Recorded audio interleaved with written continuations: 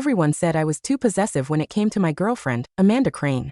When Amanda first started taking photos of her childhood friend, Ian Lewis, I ripped apart all the rolls of film. When she helped him fix his computer, I called her 100 times in an hour. And when he called her from the airport, asking her to pick her up because the rain made it impossible to get a cab, I held a knife to my throat.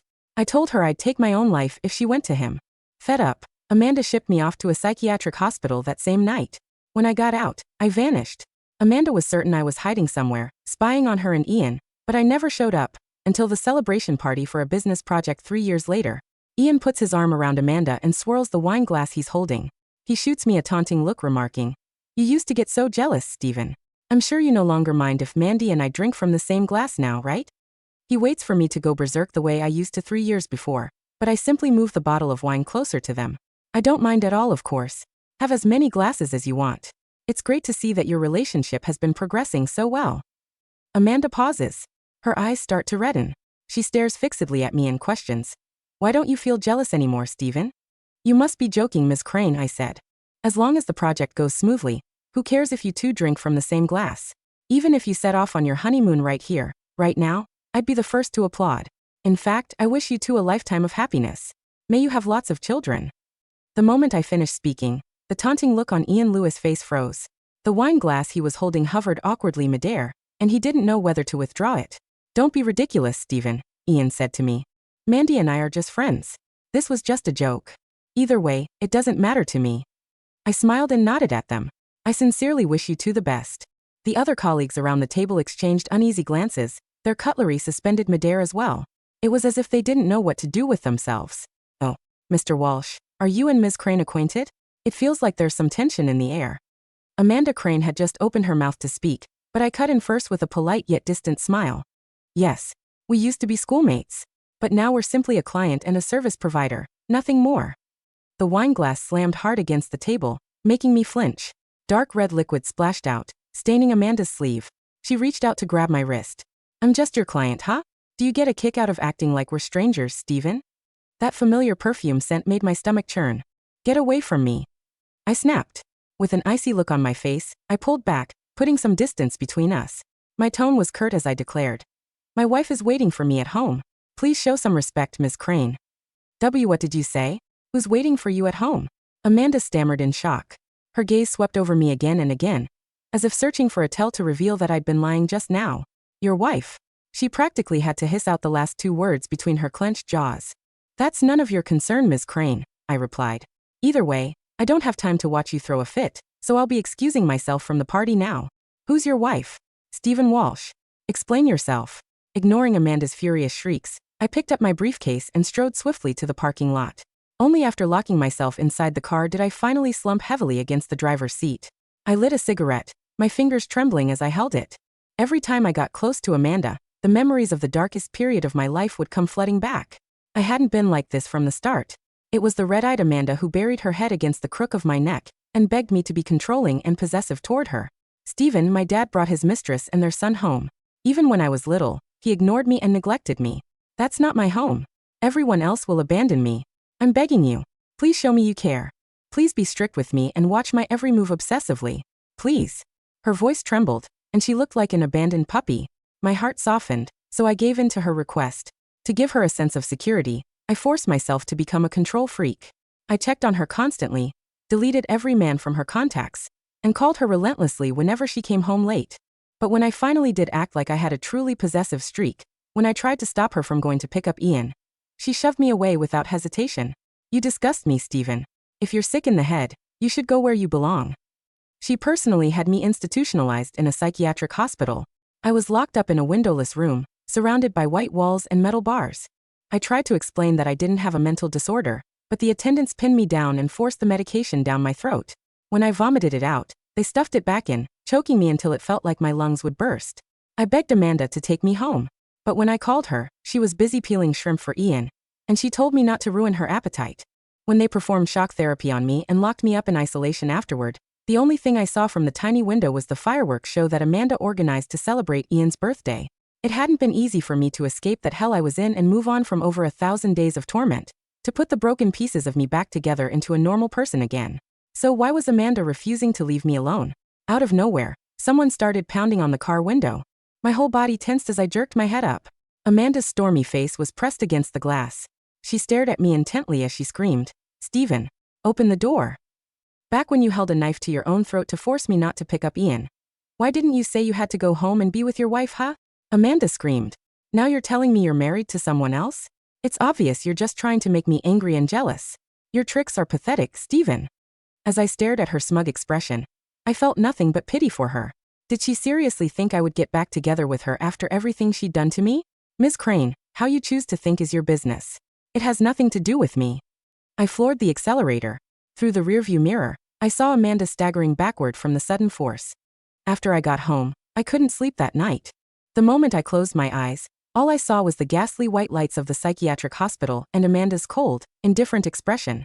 I tossed and turned in bed until the early hours of the morning, when a petite figure slipped into my arms. "Did you have a nightmare again?" Mia Johnson, my wife, asked. Her voice was soft and gentle. She rested her cheek lightly against my chest, took my hand, and placed it over her abdomen. "Don't be afraid. I'm here and so is the baby. It's all in the past now."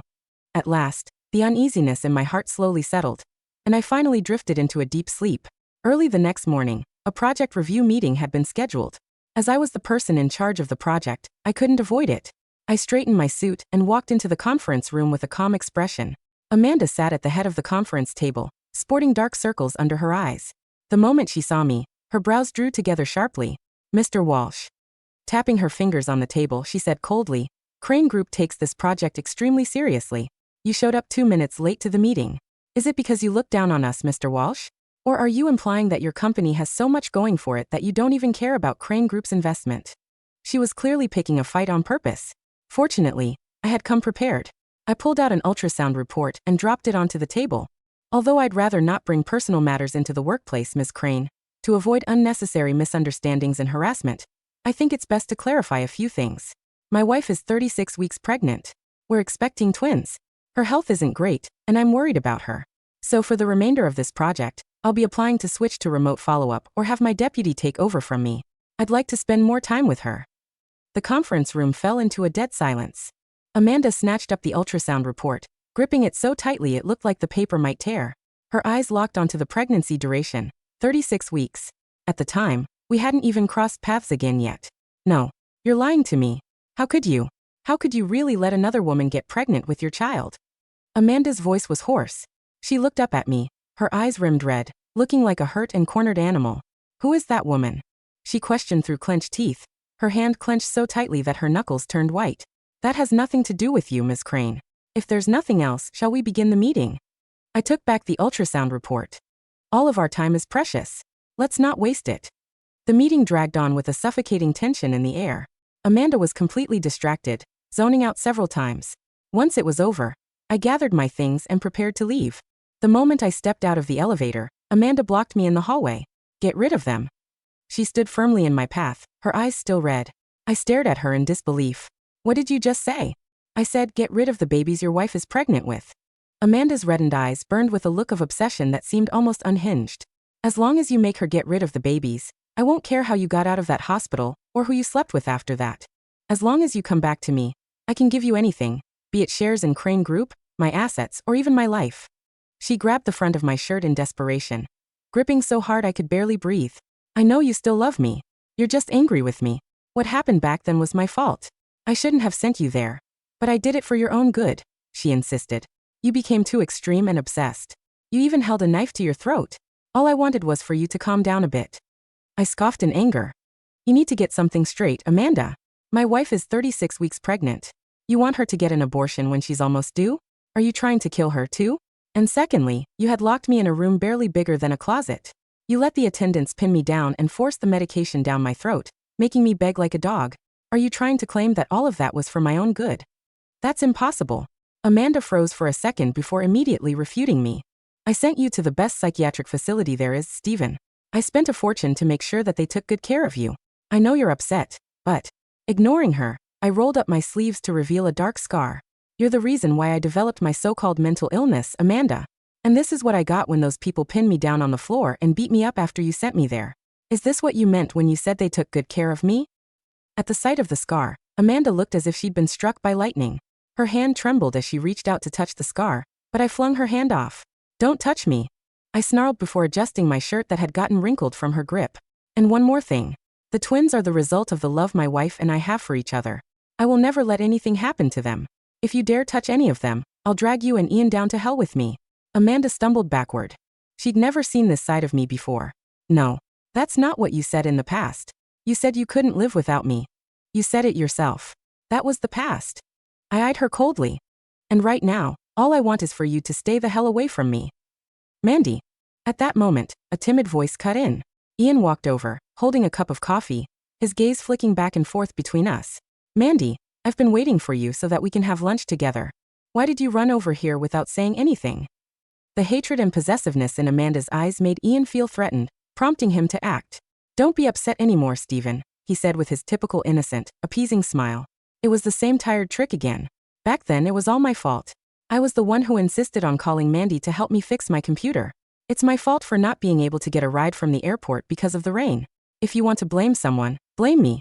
Stop torturing Mandy with everything. Ian deliberately brought up those past incidents, clearly wanting me to fly off the handle, start a fight, and cause a scene like some lunatic. That way he could duck behind Amanda and act all pitiful, saying, "Why is Stephen being so aggressive?" It was the perfect foil for his own innocent act. He'd done it countless times 3 years ago. However, the old me back then reacted that way because I cared about Amanda.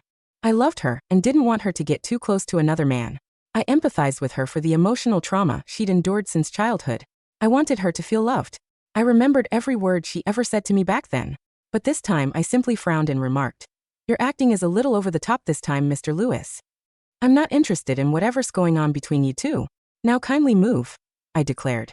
"I'm genuinely trying to apologize to you, Stephen." Ian suddenly raised the coffee in his hand.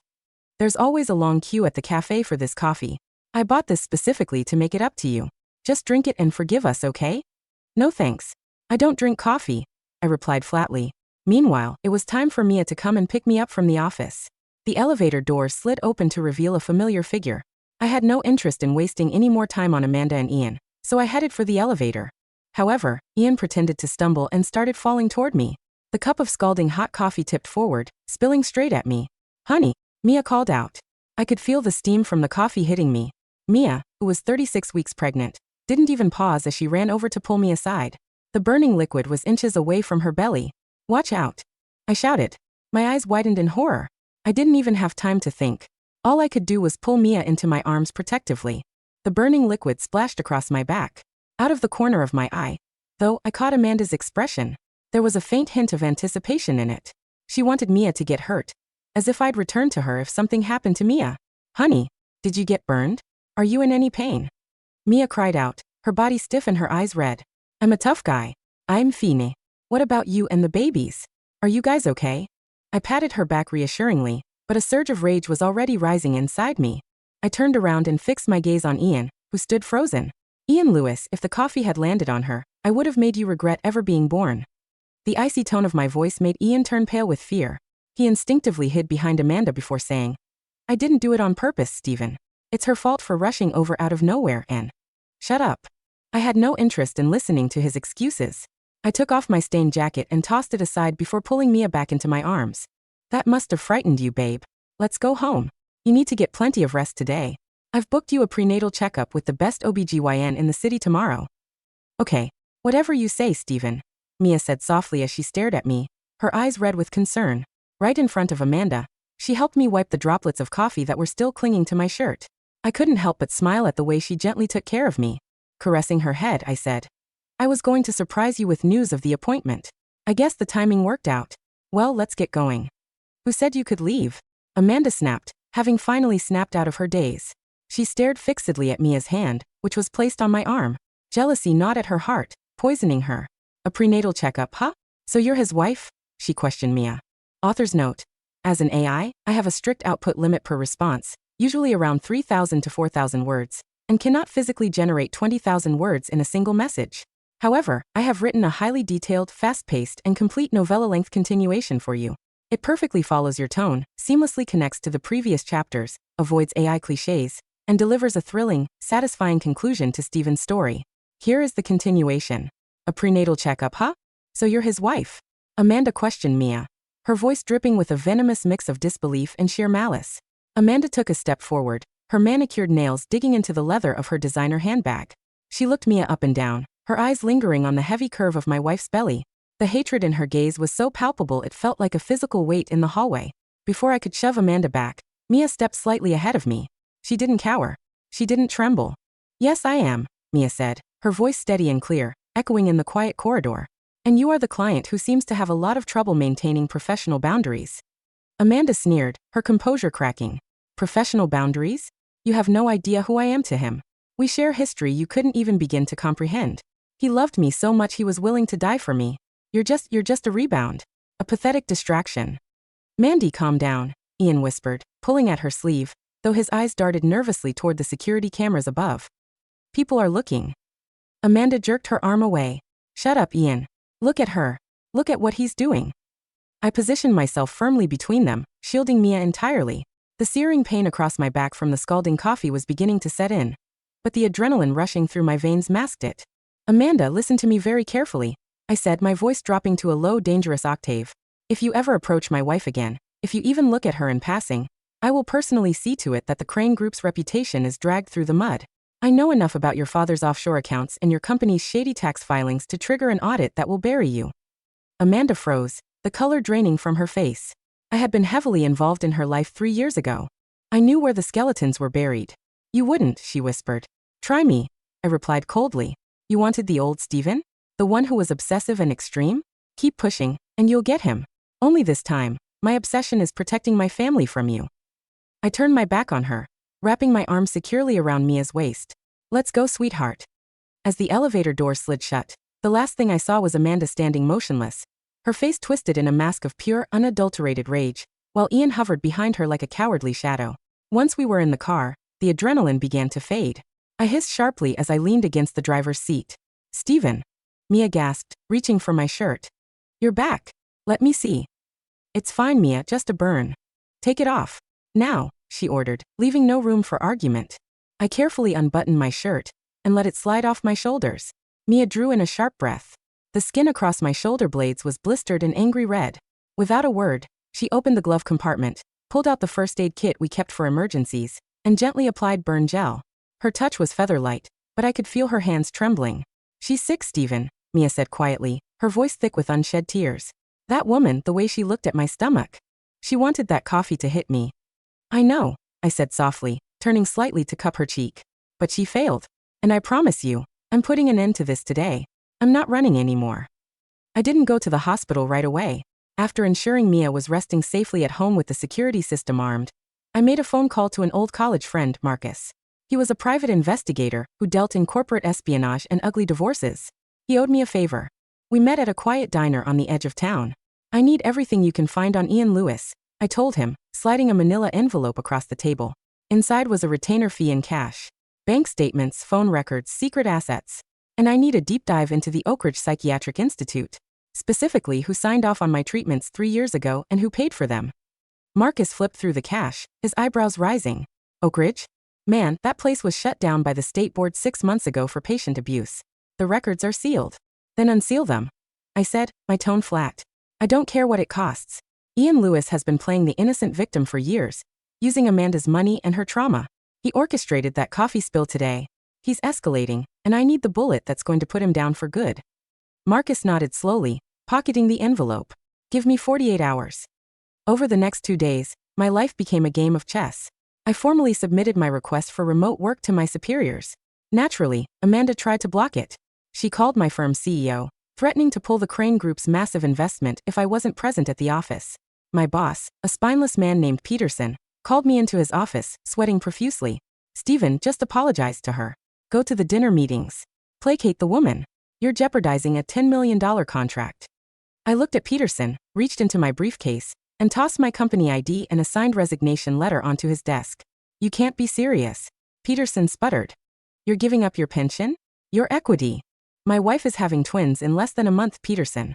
Amanda Crane isn't a client, she's a stalker. If you want to keep her money, you deal with her. But if she or her pet parasite Ian come near my family, I'll hold this firm legally responsible for facilitating workplace harassment." I walked out of the building feeling lighter than I had in years. I didn't need the job. I had made smart investments before I was institutionalized, and Mia ran a highly successful online design business. We were fine. But when my phone buzzed in the parking lot, the name on the caller ID made my stomach knot. Amanda. I hit accept, immediately hitting the record button on my screen. You quit, she shrieked, skipping any greeting. You actually quit your job over that pregnant bitch? Don't call her that, Amanda, I said evenly. And yes, I quit. You have zero leverage over me now. Do not contact me again. You think you can just walk away from me? Her voice cracked, bordering on hysteria. After everything I did for you? I saved you, Stephen. I loved you. If she wasn't here, you'd still be mine. I know it. Ian knows it.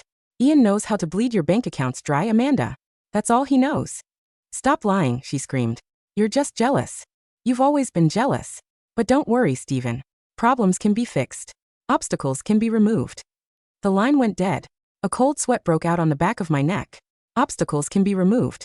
I dialed Marcus immediately. Where are you? Just pulled up to your house, Marcus said, his voice grim.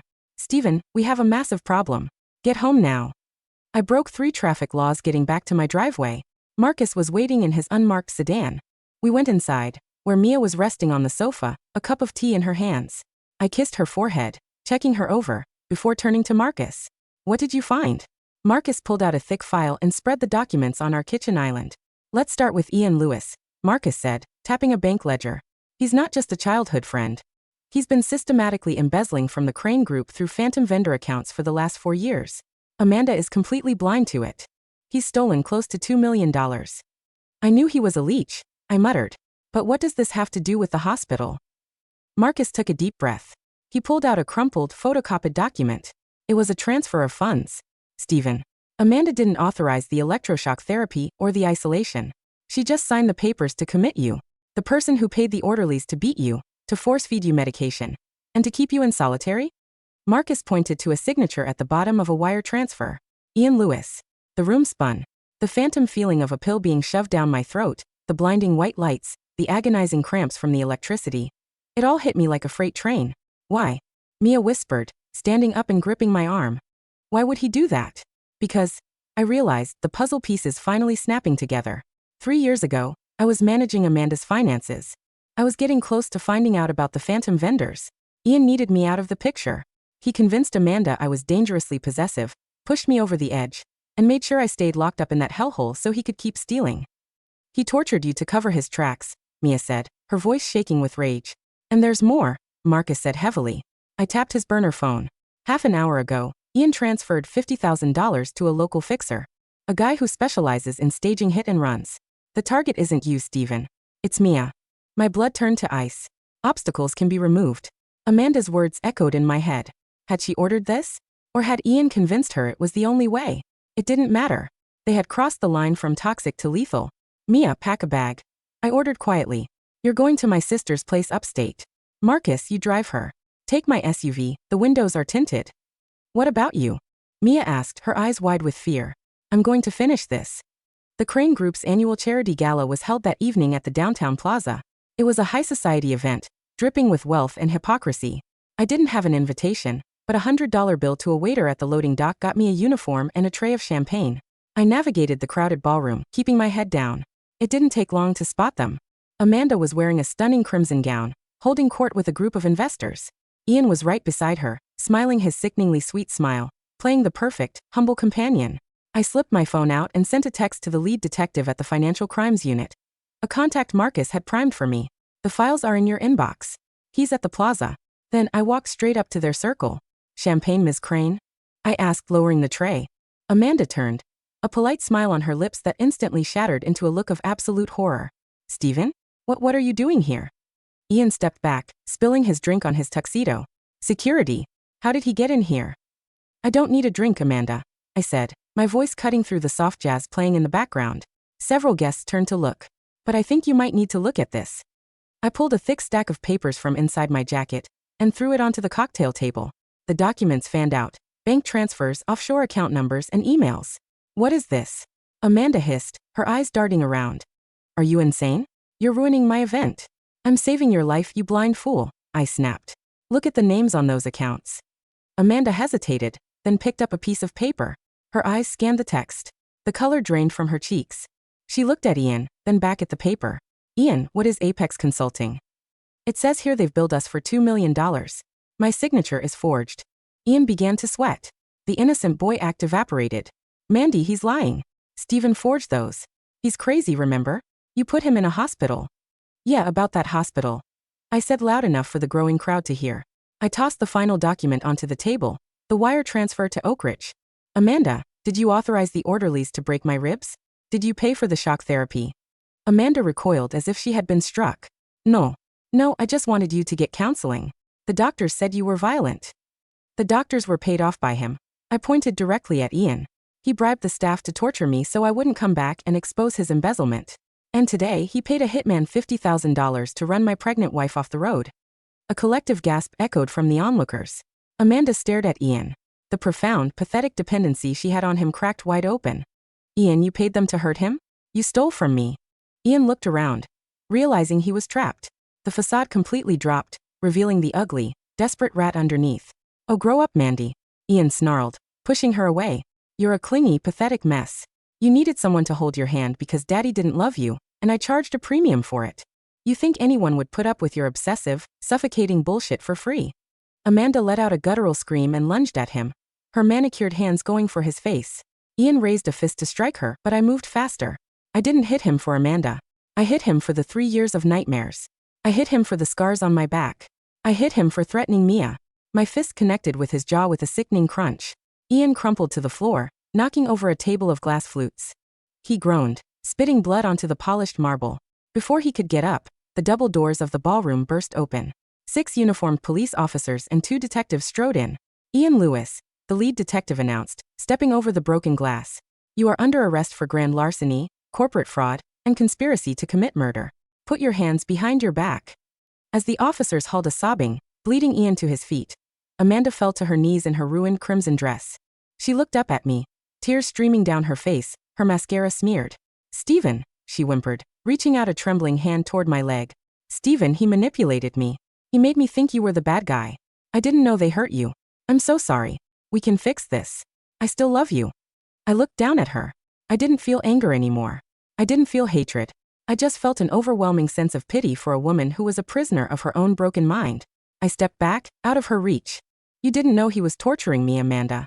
But when I called you, begging you to take me home, you hung up because you were peeling shrimp for him. I straightened my jacket. We are done. If you ever contact me again, I'll have a restraining order filed before you can take a breath. Get professional help.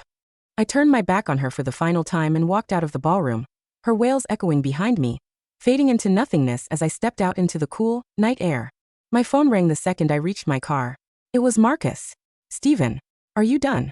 It's over, I said, a massive weight lifting off my chest. The police have Ian. What's wrong? It's Mia, Marcus said, his voice tense. Her water broke on the highway. We're at St. Jude's Hospital. The stress. The babies are coming early. I drove like a madman. The city lights blurred past me. The only thing that mattered was getting to her. I burst through the doors of the maternity ward, breathless, still wearing the waiter's uniform from the gala. A nurse caught me before I could run down the hall. Mr. Walsh? She's in room 412. She's asking for you. I pushed the door open. Mia was propped up in the hospital bed, her face pale, slick with sweat, but the moment she saw me, her eyes lit up. You're okay, she breathed out. I'm right here, I said, rushing to her side and gripping her hand. I'm not going anywhere. It's over, Mia. They're gone. She squeezed my hand, a tear slipping down her cheek just as a contraction hit her. She cried out, her grip tightening on my fingers until I thought the bones might snap, but I didn't care.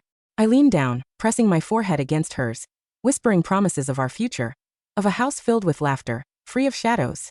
6 hours later, as the dawn light filtered through the hospital blinds, the room was filled with the sharp, beautiful sound of crying. First came our son Leo. 5 minutes later, our daughter Lily. I held them, one in each arm. They were tiny, fragile, but perfectly healthy. I looked at Mia, who was exhausted but glowing with a profound, peaceful happiness. They're perfect, I whispered, choking on a sob. The broken pieces of the man I used to be were completely washed away by the weight of these 2 new lives in my arms. Epilogue. 1 year later. The autumn breeze rustled through the oak trees in our backyard. I stood on the porch, holding a mug of coffee, a drink I had finally learned to tolerate again, as long as Mia made it. I watched as Mia sat on a picnic blanket on the grass, laughing as Leo and Lily crawled over her, trying to grab the family golden retriever's tail. It was a scene of such mundane, spectacular beauty that it still made my chest ache. A lot had happened in a year. Ian Lewis was sentenced to 15 years in federal prison. Without Amanda's money to afford top-tier lawyers, his public defender was ripped apart in court. The hitman he hired turned state's evidence against him. Ian would be an old man by the time he saw the outside world again. As for Amanda, the betrayal broke whatever fragile sanity she had left. Without Ian to guide her, and with her reputation destroyed by the embezzlement scandal, she spiraled out of control. 2 months after the gala, she was found wandering the streets in a manic state. Her board of directors ousted her, and her family placed her in a long-term psychiatric care facility. It wasn't a horrific dungeon like Oak Ridge. It was a pristine, high-end clinic overlooking the ocean. But she was locked in, heavily medicated, pacing the halls, constantly asking the nurses if Stephen had come to visit her yet. "I never did.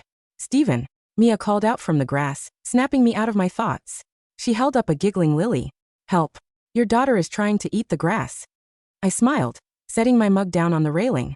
"I'm coming," I called back. I walked down the steps and stepped into the sunlight, leaving the shadows exactly where they belonged in the past.